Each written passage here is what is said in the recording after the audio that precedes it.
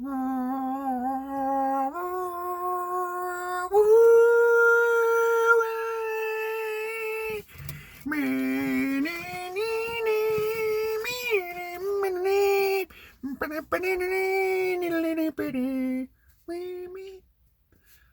this is Uncle Chad. We're going to do a little bit of reading tonight. We're going to do Winter Days in the Big Woods. Another book by, well, it's not by Laura Ingalls Wilder. It's just about Little House on the Prairie.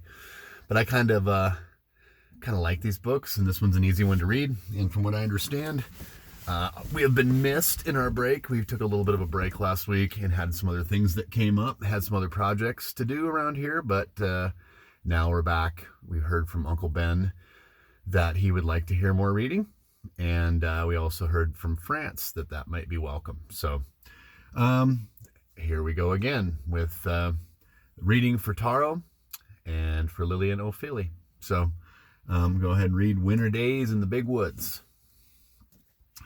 Let's see here. I think this is when they lived in Wisconsin. So Winter Days in the Big Woods by Laura Ingalls Wilder. It is by Laura Ingalls Wilder. Ooh, what is that? Those are some big woods. Oh, there she is. Once upon a time, a little girl named Laura lived in the big woods of Wisconsin in a little house made of logs.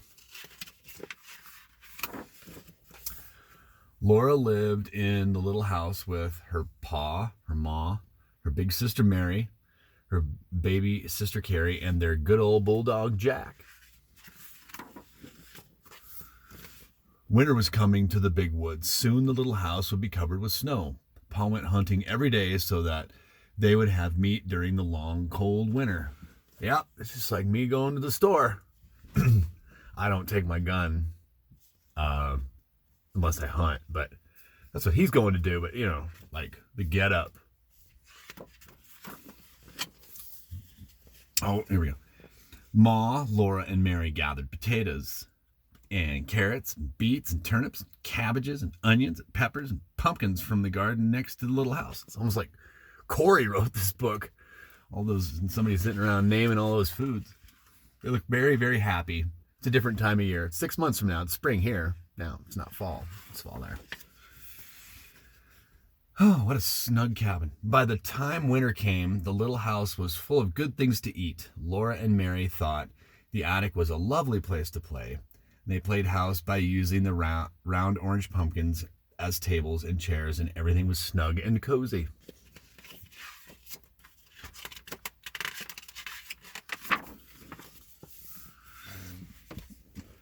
Soon the first snow came, and it was very cold. In the mornings, the windows were covered with beautiful frost pictures of trees and flowers and fairies. Ma said that Jack Frost came in the night and made the pictures while everyone was asleep. Laura and Mary were allowed to use Ma's thimble to make pretty patterns of circles in the frost. It is nice. See how they do that in the window? It's kind of nice, isn't it? Uh-oh. Ma's getting after the girls here. In the mornings, Laura and Mary helped Ma wash the dishes and make the beds. After this was done, Ma began the work that belonged to that day. Each day had its own proper work. Ma would say, oh my God, this light. Gee. Ma would say, that's Caroline Ingalls, right? So just use your imagination. A wash on a Monday, iron on Tuesday, mend on Wednesday, a churning on Thursday, clean on Friday, bake on Saturday, rest on Sunday. Look at Laura, or Caroline. Yeah. Look at them churning. Laura liked the churning and baking days best of all. Ma had to churn the cream for a long time until it turned into butter.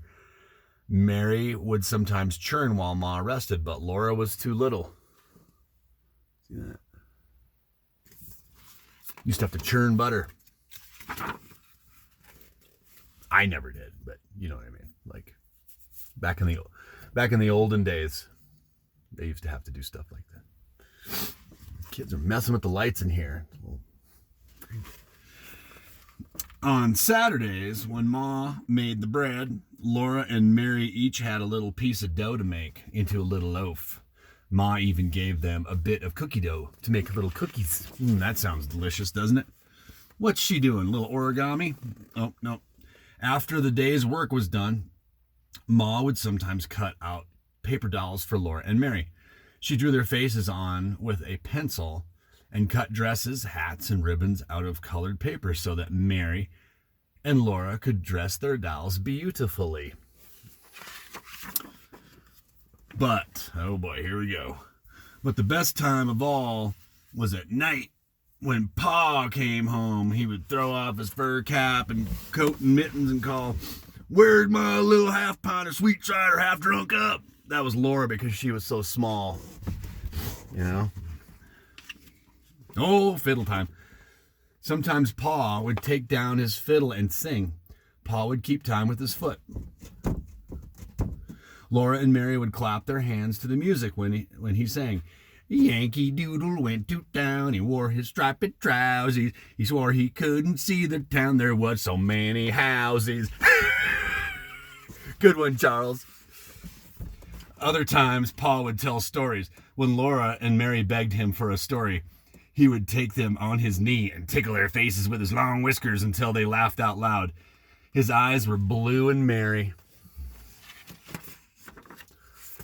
Outside it was cold and snowy, but the little log cabin was snug and cozy, just like this closet. Pa, Ma, Laura, Mary, and baby Carrie were comfortable and happy in their little house in the big woods. Ooh, yeah, you be Carrie. Okay. Oh, that looks so nice and snug. That's some other stuff. That was the end of the book. The end. Look at that. It's not like now. Right now it's like springtime, summertime in most places. Not in Argentina, but you know, in a lot of places. But it is kind of nice to think about being with family in a nice, warm, snug cabin, isn't it, from time to time? And we sure miss you guys. Everybody kind of feels like they're in a cabin right now, don't they? So we'll get back on the horse here at Fitzer Radio. Just wanted to kind of fire things back up a little bit with a good story, another Laura Ingalls Wilder story. So everybody take care. Love you.